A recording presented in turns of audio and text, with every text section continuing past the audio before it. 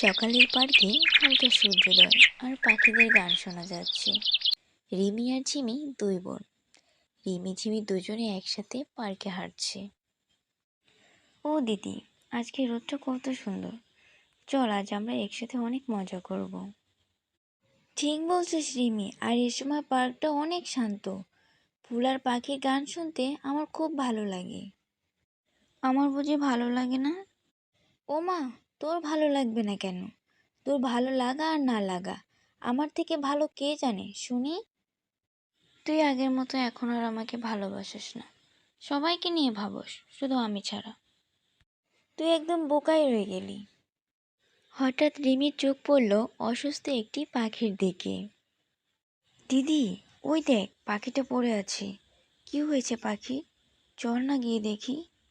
ও কিছুটা আহত মনে হচ্ছে, আমাদের ওকে সাহায্য করতে হবে।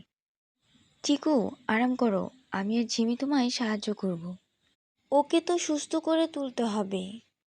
চল দিদি, আমরা ওকে হাসপাতালে নিয়ে যাই। ডাক্তাররা কি আর পাখির সেবা করবে?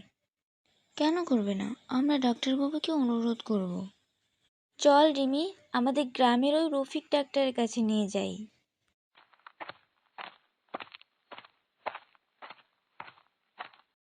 ও ডাক্তার কাকু, দেখো না পাখিটার কি হয়েছে। রিমি ও ঝিমির পাখিটাকে নিয়ে এত ব্যস্ততা দেখে ডক্টর মুস্কি হাসে। ও ডাক্তার কাকু, চিকুকে তুমি সুস্থ করে দাও না। তোমরা ওকে শান্ত জায়গায় রাখো, খাবার ও পানি দাও। ডানায় ব্যান্ডেজ দেবার জন্য একটু তুলো আনবে। রিমি। আচ্ছা কাকু, আমরা সব করব।